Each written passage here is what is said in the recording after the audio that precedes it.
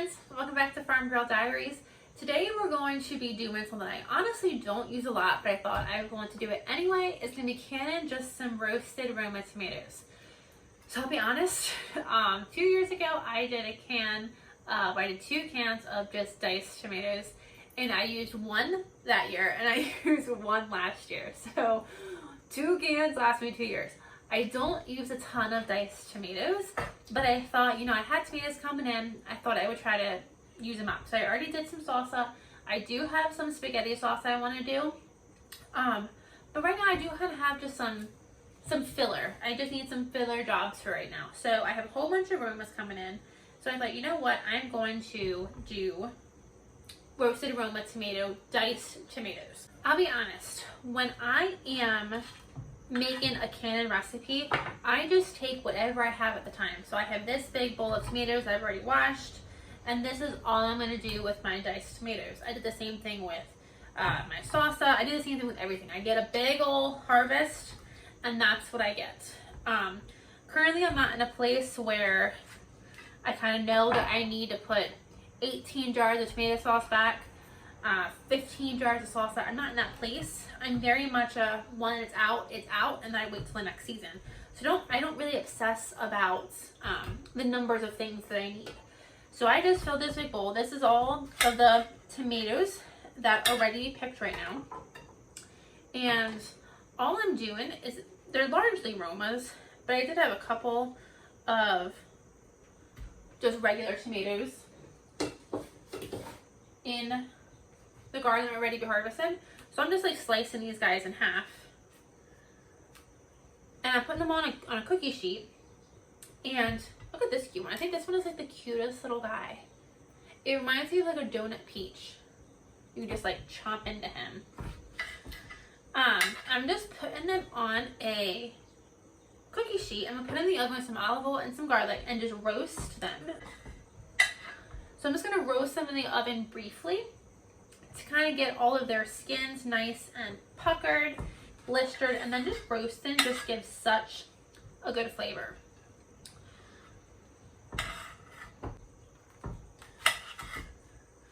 The recipe I'm using is from the Ball Cookbook. I'm going to be doing an Italian spiced diced tomatoes, and they have a couple different kinds. The one I really want to try this time is they have a Creole style, and that sounds interesting. So I feel like if I have enough tomatoes this year, I might try the Creole style one too, just to kind of see what that's like. But these this time are going to be just going to be Italian tomatoes.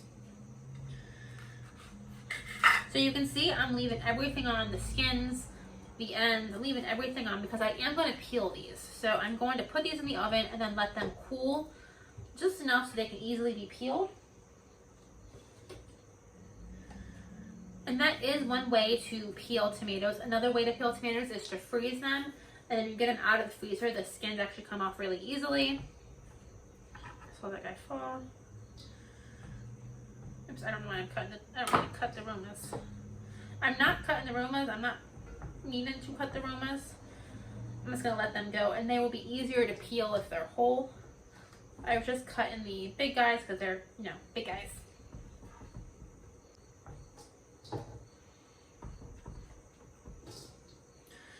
Okay, we shoved. There is no room for breathing.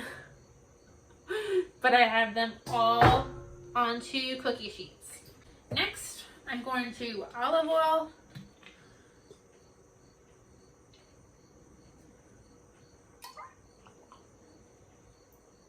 Ideally, you would like to have these like tossed in the olive oil. But I'm afraid if I move one, I will lose this balance that I have created. And then I am using garlic salt on these guys. I just think that's just going to give it really good flavor. And now these are going to go in the oven for about 25 to 30 minutes. I want them all, and so it is going to be harder to kind of do this. I have, Romas and full-size tomatoes, but we're just going to make it work. Get them all nice and blistered and roasted. Even if they start blackening up a little bit, that's going to be perfect. Then I'm gonna let them cool, and once they're cooled, those skins will just slide right off. I'll slide the skins off, make sure the cores are off, and these will get thrown in a pot, ready to be made into our Italian diced tomatoes.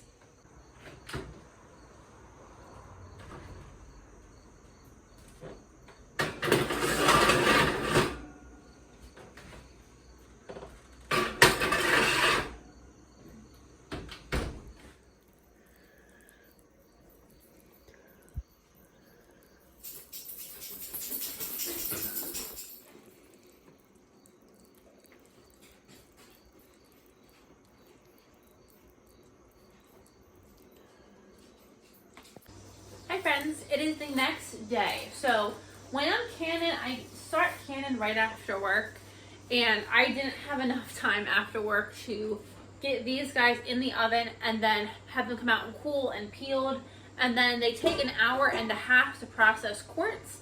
So I just didn't have enough time in one day. So we're starting this on our second day. And you can spread your canning out over multiple days like that, no problem. There's just a couple of rules to keep in mind. So one of the rules, and this is why I'm doing this right now, one of the rules is when you're canning, you generally want to can hot things. So if you're raw packing things like carrots and green beans and potatoes, you raw pack, so you put those vegetables in your jar raw. Basically raw. Potatoes you cook a little bit, but my carrots, my green beans, all those, like my corn, I just put in the jar completely uncooked. And then you take boiling water and you pour this boiling water over these vegetables. So it essentially is heating up all your product. Your jar is hot, and when it goes into the water bath or the pressure canner, it's already a hot item. You don't want to take something that's cold and put it into your pressure canner. It doesn't like, or your water bath canner, it doesn't like to start with a cold product. So you can do one of two things. With this, I waited until today to finish up the seasonings for these tomatoes. So I just put them all in the pot. I'm gonna bring the whole pot up to heat, add my seasonings, and then I'm gonna can it. But if you already have your product done and you wanna can it, but you just don't have the time to actually like can it, you wanna put it in the jar, but you don't wanna can it yet, you can still do that. You can jar up all your items, and then while your pressure canner is going, you can put your jars into a hot water bath and have them heat them through the whole way, so that you can then take them from the hot water bath and then put them over into your water bath canner or your pressure canner, so that when you're adding it into your canner, it's hot and it's ready to go. So for this, I didn't even have time last night to get my seasonings in, so I'm going to be adding all my seasonings now.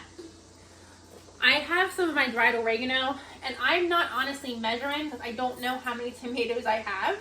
So I'm just kind of going with the flow right now. You know, if you follow me at all, I don't measure anything. It's all just eyeball.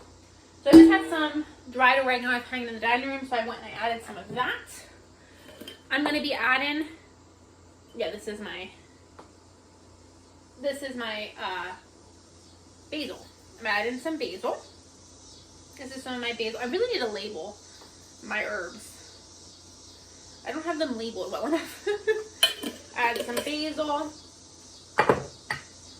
Add, oh yeah, no, that was sage. I didn't think that was basil. That was sage. This is my basil. So you would add some sage. You want to add some basil. I do have rosemary out in the garden, but I haven't harvested that yet. So I'm just going to use some of this older rosemary that I have that I need to use up. Because I want to use this before I use my fresh basil. Some rosemary. Then I just want a little bit of garlic powder, not very much. These are just going to be some diced Italian tomatoes.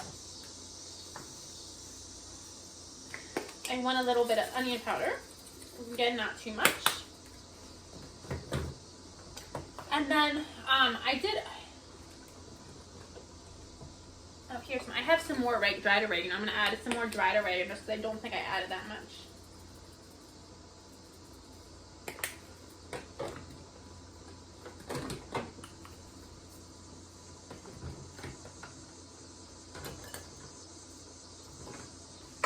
And then I'm going to add some ground thyme. I don't have any thyme in my garden. I'm just going to add a little bit of ground thyme. And then I'm going to add a little bit, these are crushed red peppers. Add just a little bit of this for just a little bit of heat. I don't want to do too much, and I'm definitely going to want to heat up whatever I'm making as I'm cooking it, so I don't want to do too much. I just did a little bit. Beautiful.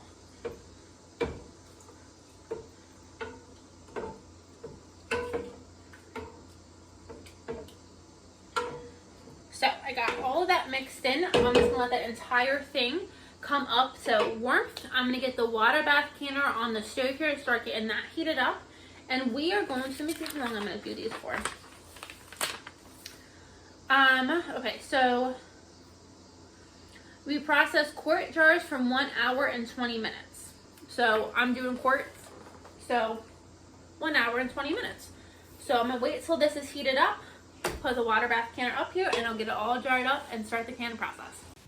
2 cookie sheets gave me 2 quarts of diced tomatoes. I processed these guys in my water bath canner for 1 hour and 25 minutes, and they came out beautiful and they are ready for the pantry.